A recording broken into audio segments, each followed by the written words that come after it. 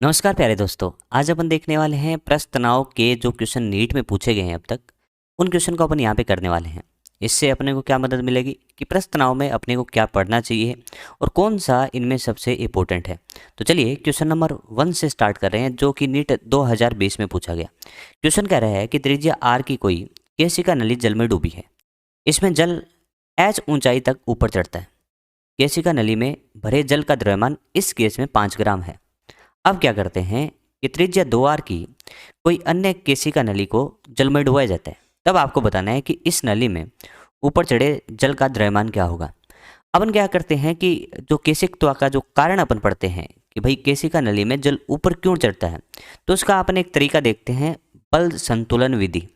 तो बल संतुलन विधि के अंदर अपन बात करते हैं कि पृष्ठ तनाव के कारण ऊपर की ओर एक बल लगता है, जिस बल का मान अपन थ्योरी में पढ़ते हैं कितना होता है, 2t। या इसको अपन इस तरीके से भी लिख सकते हैं बच्चों, देखो कि अपन कह सकते हैं कि पृष्ठ तनाव के कारण जो बल लगेगा वो बल का मान होगा t इंटू 2πr।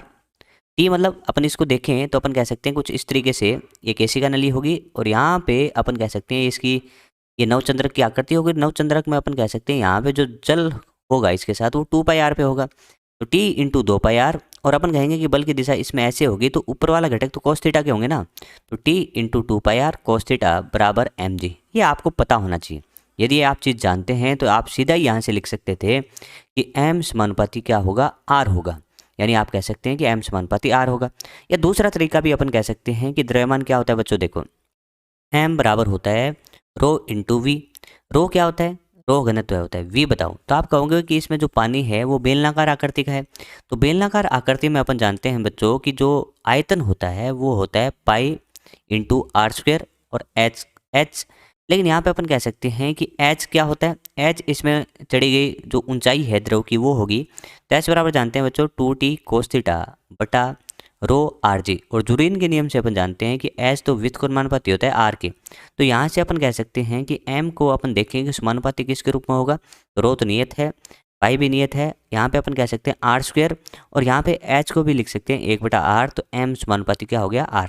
तो आप किसी भी तरीके से बोल सकते हैं कि m समानुपाती r आएगा। ठीक है बच्चों, चलिए अब इसका यूज कर लेते हैं। तो अपन यहाँ पे कह सकते हैं कि m समानुपाती r होगा। भाई अपने को दिया है m1, तो m1 बटा m2 क्या लिख लेंगे, m1 बटा m2 बराबर r1 बटा r2। m1 का मान बता दो बच्चों, तो आप कहोगे 5। ठीक है भाई, m2 पता करना है। r1 बोलिए, पहले त्रिज्या r है तो बाद में त्रिज्या 2r है। तो आप यहाँ से जब इसको सोल्व करोगे तो m2 का मान आएगा 10, और पहले भी ग्राम में है तो बाद में भी ग्राम में है। तो आप इस तरीके से कह सकते हैं कि इसका आंसर आएगा 10 ग्राम। यानी अपन कह सकते हैं कि त्रिज्या को दोगुनी करें तो इसमें जड़ा द्रव्यमान भी दोगुना हो जाएगा, और त्रिज्या को आधी करें तो इसमें जड़ा द्रव्यमान भी आधा हो जाएगा। तो मैं उम्मीद करता हूँ कि ये आपको अच्छे से समझ में आ गया होगा। यदि आप ऐसे ही वीडियो और चाहते हैं तो कमेंट बॉक्स में ज़रूर लिखें कि आपको किस टॉपिक से रिलेटेड दिक्कत आ रही है, उसको अपन हल करेंगे। ठीक है बच्चों, तो चलिए दोस्तों आप देखते हैं अगला क्वेश्चन। क्वेश्चन कह रहा है कि पृष्ठीय तनाव आपको दे रखा है 2.5 इंटू 10⁻² न्यूटन पर मीटर। किसी डिटर्जेंट विलयन से 1 mm त्रिज्या का कोई साबुन का बुलबुला फुलाया जाता है। इस बुलबुले के भीतर का दाब यानी इनसाइड जो दाब है उसका मान कह रहा है कि किसी पात्र में भरे जल के मुक्त पृष्ठ के नीचे किसी बिंदु Z पर दाब के बराबर है। अपन कह सकते हैं यहाँ पे दो बातें हो रही हैं। एक तो हो रही है साबुन के बुलबुले की, ये तो हो गया साबुन का बुलबुला। इसके अंदर जो दाब होगा वो पी इनसाइड अपन बोलते हैं, और बाहर का दाब अपन कह सकते हैं वायुमंडल होगा। तो क्या अपन कह सकते हैं दाब आधिक्य से अपन यहाँ पे लिख सकते हैं P inside minus P not, और साबुन का बुलबुला है तो 4T/r ये लिख सकते हैं। तो अपन कह सकते हैं कि इसके अंदर का दाब जो होगा वो पी इनसाइड बराबर पी नॉट प्लस 4T/r होगा। ये बात आपको समझ में आ गई होगी। तो ये तो होगी पहली लाइन कि भाई किसी प्रस्थ तनाव इतने वाले डिटर्जेंट विलयन से इतने का एक बुलबुला बनाया जाता है। जब इसके जो भीतर का जो दाब है ना, वो दाब किसी जल के मुक्त पृष्ठ से किसी बिंदु Z0 पे नीचे जाए ना, उस दाब के बराबर है। तो भला इसको क्या कैलकुलेट करोगे या कैसे करोगे, तो सोचो। तो अपन कहेंगे इस तरीके से बातें कर रहे हैं। यहाँ पे वायुमंडलीय दाब होगा और अपन कितना नीचे आते हैं, तो ये कह रहा है Z0 नीचे जाना है। तो अपन कह सकते हैं कि यहाँ पे अपन कह सकते हैं कि P0 प्लस रो जी एच, और आप कह सकते हो कि एच का मान तो इन्होंने Z0 दे रखा है, P0 प्लस रो जी इंटू Z0। आप कह सकते हो कि ये वाला दाब और ये वाला दाब बराबर हैं, तो इनको बराबर करते हैं। चलिए अपन कहेंगे जब इन दोनों को बराबर करेंगे पी नोट प्लस 4t/r, तो अपन कह सकते हैं कि पी नोट प्लस 4t/r बराबर आपका होगा पी नोट प्लस रो G into Z not. P not से पी नोट यहाँ पे कैंसिल आउट हो गए। अपन को मान निकालना है जेड नोट का, तो आप कह सकते हो यहाँ से जेड नोट बराबर आएगा 4t/रो आर जी, ऐसे लिख सकते हैं। तो चलिए 4 का तो 4, टी का मान बता दो, तो आप कहोगे 2.5 इंटू 10⁻²। चलिए ये मान पता लग गया। रो आप जानते हो बच्चों कि रो होता है जल के लिए। अपन कह सकते हैं कि यहाँ पे रो जो होगा ना वो जल के कारण होगा। देखिए जल बोला है यहाँ पे 10⁻³ होगा, ठीक है। यहाँ पे बोला है त्रिज्या 1 mm, तो 1 mm को मीटर में चेंज करेंगे तो 1 इंटू 10⁻³ होगा, इंटू जी आप कह सकते हो 10 होगा। तो ये तो कैंसिल आउट हो गया बच्चों। यहाँ पे अपन इसको देखते हैं तो कहेंगे कि ऊपर चला गया, ये देखिए 2.5 इंटू 4, तो आप कह सकते हैं 2.5 को 4 बार गुणा करना है, तो अपन कह सकते हैं कि 4 इंटू 5/2, तो अपन कह सकते हैं ये उत्तर आ गया 10। और 10 इंटू आप कह सकते हैं ऊपर आ गया 10⁻³ और ये मीटर। इसको कैसे लिखेंगे, तो आपको उत्तर जो दिए गए हैं वो सेंटीमीटर में दिए गए हैं बच्चों। यहाँ से देखो इसको क्या लिख सकते हो 10⁻² मीटर, तो ये तो 1 सेंटीमीटर होगा, तो अपन कह सकते हैं कि जेड नोट का मान कितना होगा 1 सेंटीमीटर। तो इसका प्रथम उत्तर अपना सही उत्तर हो जाएगा। मैं उम्मीद करता हूँ कि ये क्वेश्चन आपको अच्छे से समझ में आ गया होगा। धन्यवाद बच्चों। हाँ तो प्यारे दोस्तों अब देखते हैं क्वेश्चन नंबर 3 को। क्वेश्चन नंबर 3 में कह रहा है कि 3 द्रवों के घनत्व आपको दिए गए हैं रो 1, रो 2, रो 3, और यहाँ पे बताया भी है कि रो 1 सबसे बड़ा है, उसके बाद रो 2 और सबसे छोटा है रो 3। तीनों द्रव का प्रस्थ तनाव समान है जिसका मान टी है, और कह रहा है कि 3 एक समान केशिकाओं में 3 द्रव समान ऊंचाई तक चढ़ते हैं। यानी 3 एक समान केशिकाओं में जो तीनों द्रव है ना जिनके घनत्व अपने को दिए हैं वो एक समान ऊंचाई तक चढ़ते हैं, तो अपन कह सकते हैं एच भी बराबर है। तो इन द्रव के लिए स्पर्श कोण क्रमशः θ1, θ2 और θ3 है, तो निम्नलिखित में से कौन सा संबंध ठीक होगा। तो अपन सबसे पहले एच का फॉर्मूला लिखते हैं। तो आप सभी जानते होंगे कि एच बराबर क्या होता है 2t cos θ बटा रो आर जी होता है। यहाँ पे कौन सी राशियाँ नियत है उसका देख लेते हैं। अपन कह सकते हैं एच इसने बोला है कि समान ऊंचाई तक चढ़ते हैं, तो एच सेम हो गया। यहाँ पे अपन कह सकते हैं कि तीनों के जो प्रस्थ तनाव है टी वो भी सेम है, दो तो वैसे ही नियत है। अपन कह सकते हैं कि घनत्व की बात यहाँ पे कर रहा है तो ये वेरिएबल है। आर अपन कह सकते हैं 3 एक समान केशिका है तो आर भी सेम है, और जी नियत होता है ये। तो अपन यहाँ से कह सकते हैं कि रो समानुपाती कोस थीटा होगा। अब बच्चों अपन जानते हैं कि कोस 0 डिग्री कितना होता है, तो आपका आंसर होगा 1, और कोस 90 डिग्री कितना होता है, तो आपका आंसर होगा 0। तो अपन कह सकते हैं कि जब 0 डिग्री से 90 डिग्री जाते हैं तो कोस थीटा घटेगा, 0 डिग्री से 90 डिग्री जाएंगे तो कोस थीटा का मान घटेगा। तो अपन कहेंगे कि इस केस में थीटा जितना कम होगा कोस थीटा उतना ही ज़्यादा होगा। अपन कह सकते हैं कि थीटा जितना कम होगा कोस थीटा उतना ही ज़्यादा होगा। तो अपन यहाँ पे कह सकते हैं कि रो और थीटा में संबंध अपन देखें तो अपन कह सकते हैं कि रो समानुपाती कोस थीटा है। थीटा जितना कम उतना कोस थीटा ज़्यादा, उतना ही रो ज़्यादा। तो अपन कह सकते हैं कि थीटा कम उसके लिए रो ज़्यादा। तो अपन कह सकते हैं तो उल्टा संबंध आ गया। तो अपन कह सकते हैं जो भी लिखे हैं ये रो 1 रो 2 ये आपको मान दिए हैं कि रो 1 सबसे ज़्यादा है, रो 2 उसके बाद और रो 3 सबसे कम। तो अपन कहेंगे थीटा के क्रम तो उल्टे हो जाएंगे, यानी थीटा का कम जो होगा ऑर्डर जो होगा उल्टा हो जाएगा। तो अपन कह सकते हैं θ3 सबसे ज़्यादा, θ2 उसके बाद और θ1 सबसे कम। ये हो गया। ऐसे ऑप्शन देखने जाएँ तो ये भी है और इसमें ये भी है, ये तो गलत हो गया, तो ये भी गलत हो गया।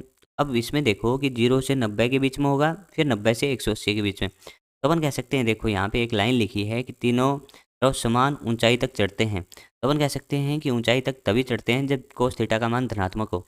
तो अपन कह सकते हैं कि 0 से लेके 90 से कम तक धनात्मक होगा, क्योंकि 90 पे तो 0 हो जाएगा। तो अपन कह सकते हैं यदि ऊपर चढ़ रहा है तो रेंज 0 से 90 के बीच में कहीं होगी। तो अपन कह सकते हैं ये इस तरीके से होगा, θ3 सबसे ज़्यादा, उसके बाद θ2 और सबसे कम θ1। तो ऑप्शन नंबर 1 इसका सही हो जाएगा। तो आपको कॉन्सेप्ट ये ध्यान रखना है कि थीटा जिसका कम उसका कोस थीटा उतना ही ज़्यादा, रो उसका उतना ही ज़्यादा। तो आप कह सकते हैं थीटा कम हो तो रो आपका ज़्यादा होगा। तो उम्मीद करता हूँ कि ये क्वेश्चन आपको समझ में आ गया होगा।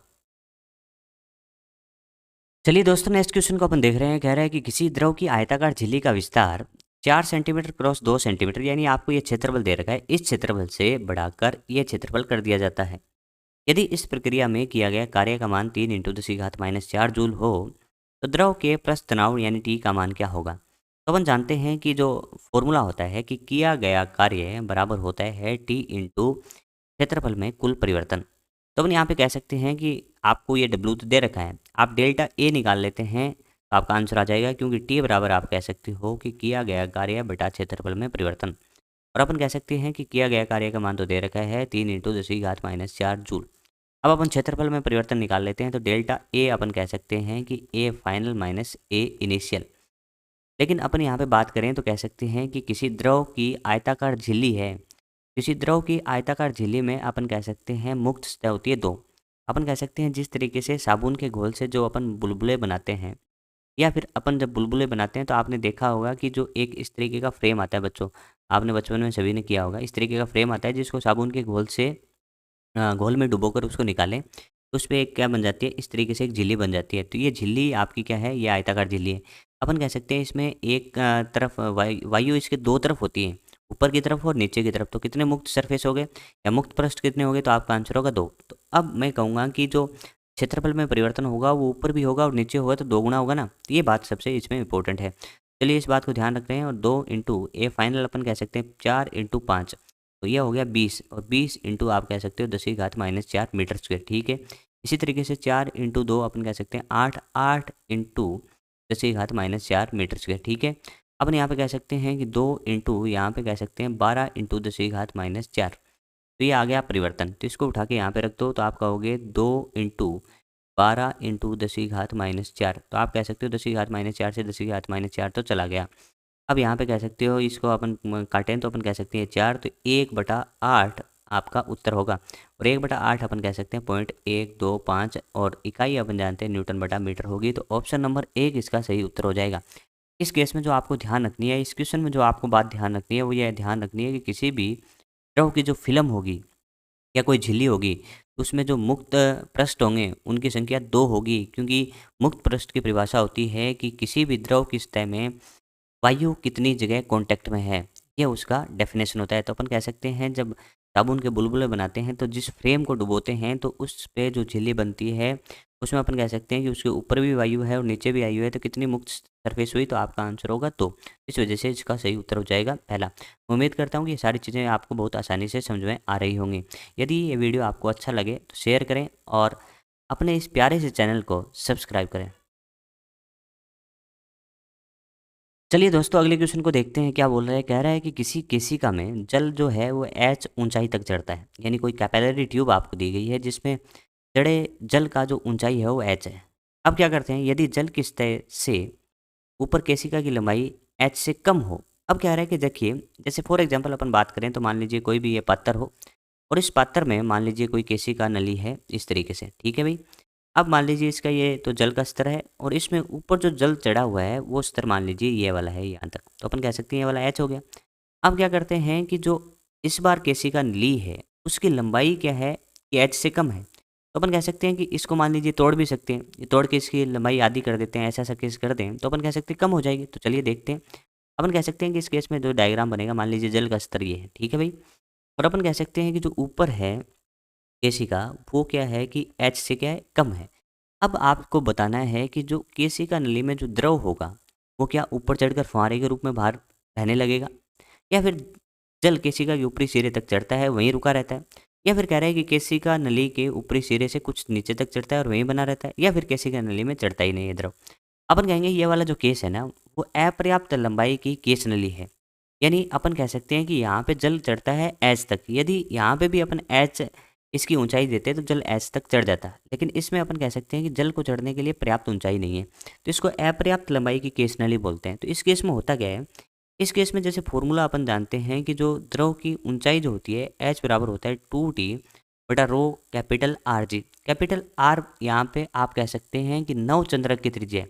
क्या है, नव चंद्रक की त्रिज्या है। दो इसके फॉर्मूले होते हैं, जैसे एक फॉर्मूला अपन ये भी जानते हैं बच्चों कि एच बराबर होता है 2T cos theta 2T cos theta बटा में रो स्मॉल आर जी। तो स्मॉल आर तो यहाँ पे अपन कह सकते हैं जो केस नली है ना उसकी त्रिज्या है, और कैपिटल आर अपन कह सकते हैं कि नवचंद्रक की त्रिज्या है। तो एच समानुपाती अपन कह सकते हैं 1/r।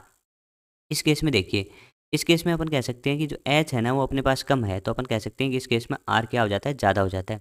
तो अपन इस केस में कह सकते हैं कि जो द्रव होगा वो ऊपर तो आएगा, लेकिन इसकी यहाँ तक आने के बाद में क्या करता है कि अपने नवचंद्रक की जो त्रिज्या है उसको बढ़ा के इस एच को क्या कर लेता है, बैलेंस कर लेता है। ये समझ में आया। तो अपन कह सकते हैं फुहारे के रूप में बाहर नहीं आएगा, ये ऊपर चढ़ेगा और ऊपर चढ़कर अपने नवचंद्रक की त्रिज्या को बढ़ाकर जो भी ये अपना जो लिक्विड था इतना या द्रव था उसको बैलेंस करता है। तो अपन कह सकते हैं कि जल केशिका के ऊपरी सिरे तक चढ़ता है, वहीं रुका रहता है, बाहर नहीं आता और इसको संतुलित कर लेता है। ये समझ में आया? तो इसमें अपन कह सकते हैं कि अपर्याप्त लंबाई की केश नली का क्वेश्चन जब भी आएगा तो आप कहेंगे फुहारे के रूप में, या इससे रिसेगा नहीं बल्कि इसके ऊपरी सिरे पर आकर नवचंद्रक की त्रिज्या बढ़ा लेता है, और नवचंद्रक की त्रिज्या बढ़ाने से अपन कह सकते हैं एच का मान कम होगा और वहीं पे चीज़ें बैलेंस हो जाएंगी। तो उम्मीद करता हूँ कि ये चीज़ें आपको बड़ी आसानी से समझ में आ रही होंगी। हाँ, तो प्यारे दोस्तों इस क्वेश्चन में अपन और देखते हैं क्या दिया है कि स्मॉल आर त्रिज्या की कोई छोटी द्रव की बूंदें मिलकर एक बड़ी बूंद बनाती हैं। तो अपन कह सकते हैं कि पहले छोटी-छोटी जो बूंदें हैं वो आपस में मिलती हैं और आपस में मिलकर एक बड़ी बूंद का निर्माण करती हैं। आप मेरे को एक बात बताना कि इसमें जो पृष्ठीय क्षेत्रफल होगा वो बढ़ेगा या घटेगा? तो आप कह सकते हैं कि छोटी-छोटी जो बूंदें हैं वो पृष्ठीय क्षेत्रफल ज़्यादा घेरेंगी। तो अपन कह सकते हैं कि पृष्ठीय क्षेत्रफल इसके केस में क्या होगा? कम होगा। पृष्ठीय क्षेत्रफल कम होने से पृष्ठीय ऊर्जा भी तो कम होगी। तो अपन कह सकते हैं कि इसकी प्रारंभिक ऊर्जा सरफेस एनर्जी इनिशियल है तो इसकी अंतिम ऊर्जा सरफेस एनर्जी फाइनल है। तो अपन कह सकते हैं ज़्यादा कौन होगी?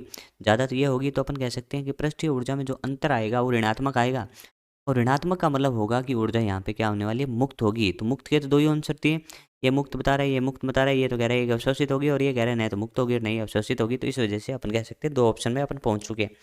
अब अपना मकसद है कि मुक्त होगी लेकिन कितनी होगी? तो अपन कह सकते हैं कि ऊर्जा आपको निकालनी है तो टी इंटू डेल्टा ए करना पड़ेगा। डेल्टा ए क्या होता है? डेल्टा ए होता है क्षेत्रफल में अंतर। सबसे पहले अपन देखें कि इस वाली बड़ी वाली बूंद का आयतन कितना होगा। ये बराबर अपन कह सकते हैं 4/3 पाई आर क्यूब होगा, कैपिटल आर क्यूब। ये तो हो गया आयतन। और अपन कह सकते हैं कि इस छोटे वाली का आयतन कितना होगा, तो क्योंकि अपन इसका आयतन कहेंगे तो एन, तो इनके नाम हैं, मतलब एन तो बूंदे हैं बच्चों, और एन बूंदे हैं, और अपन कह सकते हैं कि एक बूंद का आयतन होगा 4/3 पाई आर क्यूब। और आयतन संरक्षण से अपन कह सकते हैं इन दोनों आयतन क्या होंगे? बराबर होंगे। लेकिन अपने को तो यहाँ पे क्या निकालना है कि पृष्ठीय ऊर्जा में अंतर निकालना है। तो वो अपन कह सकते हैं कि ए फाइनल और ए इनिशियल चाहिए। तो ए फाइनल अपन कह सकते हैं बड़ी बूंद बनी है तो उसका क्षेत्रफल होगा 4 pi into capital R square. अब अपन क्या करते हैं कि इसका आयतन रूप बनाएं, क्योंकि आंसर में आयतन रूप दिया है। तो आप क्या कर दो कि 3 से भाग लगा दो और 3 से गुणा कर दो। एक 8 से आप भाग लगा दो और एक आप 8 से गुणा कर दो। तो गुणा करते क्या बन गया? 4/3 पाई आर क्यूब। तो ये आयतन बन गया, और इसको अपन लिख सकते हैं 3v/r। ये तो बन गया एक इससे। इनिशियल की बात करते हैं तो अपन कह सकते हैं कि इनिशियल में कितनी बूंदें? एन बूंदें। एक का क्षेत्रफल कितना? 4 पाई इंटू आर स्क्वायर। अब इसको कैसे गायब करें और वी के रूप में कैसे लाएं? तो अपन कह सकते हैं देखो, इस एन की जगह अपन कितना रख सकते हैं? तो अपन बोल सकते हैं कि एन बराबर कितना होगा? V upon 4/3 pi R cube. तो अपन लिख सकते हैं देखो, ए इनिशियल अपन लिखें तो एन की जगह क्या लिखेंगे? एन की जगह अपन कह सकते हैं v/4/3 pi into are cube, और गुणा में हो रहा है 4 पाई छोटा आर स्क्वायर। अपन कह सकते हैं कि 4 पाई से 4 पाई कैंसिल आउट हो गया, आर क्यूब से आर स्क्वायर हो गया, और अपन यहाँ पे कह सकते हैं 3v/स्मॉल आर आएगा।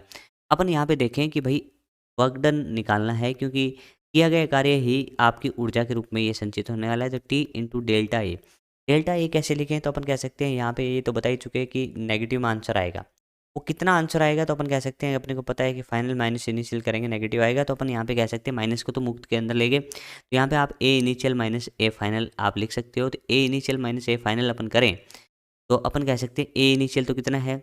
3v/r। 3v/r माइनस प्रारंभिक कितना है? तो आप कहोगे 3v/कैपिटल आर।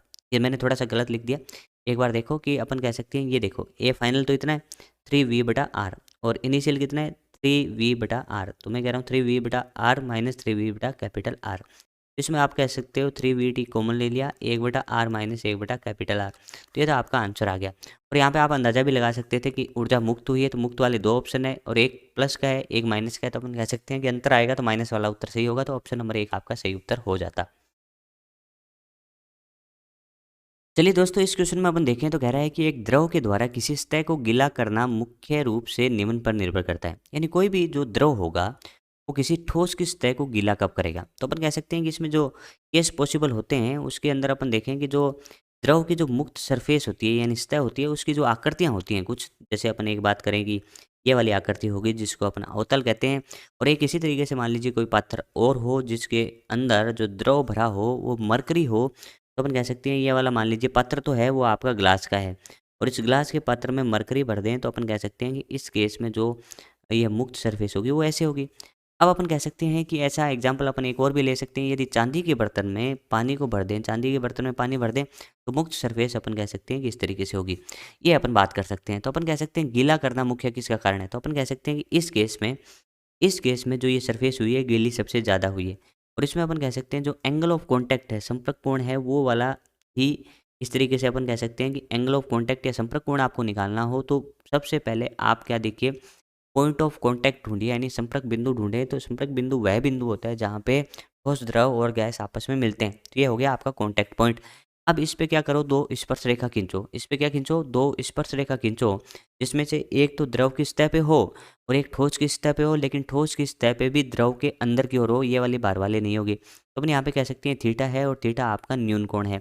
इस पे अपन बात करें तो अपन कह सकते हैं कि इसके केस में ऐसे और ऐसे हो जाएगा। सबसे पहले कॉन्टैक्ट पॉइंट पता करो, फिर द्रव की पृष्ठ पे करो और फिर ठोस की सतह पे स्पर्शरेखा बनाओ और फिर कोण ढूंढ लो। तो इस केस में थीटा 90 से बड़ा होगा। तो अपन कह सकते हैं कि एक द्रव के द्वारा किसी सतह को गीला करने का जो मुख्य जो कारण है वो निर्भर करता है, वो आपका किस पे करता है, एंगल ऑफ कॉन्टैक्ट पे।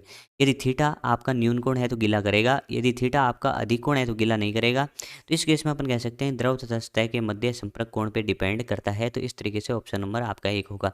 इस तरीके से अपन ने क्या है कि प्रश्न तनाव से संबंधित जो भी क्वेश्चन आए थे उनको एक एक करके डिस्कस करा। मैं उम्मीद करता हूँ कि ये क्वेश्चन आपने बहुत अच्छे से समझे होंगे, जिससे आने वाले एग्जाम में आपके क्वेश्चन प्रश्न तनाव से सही होने के चांसेस काफ़ी बढ़ जाते हैं, जिससे एक कॉन्फिडेंस भी मिलता है और अपने को ऐसा लगता है कि प्रश्न तनाव का क्वेश्चन तो अपन कर ही देंगे, क्योंकि बड़े आसान से कॉन्सेप्ट आता है। तो इस तरीके से मैं उम्मीद करता हूँ कि ये सारी चीज़ें आपको बहुत अच्छे से समझ में आई हैं। यदि ये वीडियो अच्छा लगे तो इसको लाइक करें, शेयर करें और अपने इस प्यारे से चैनल को सब्सक्राइब करें। धन्यवाद।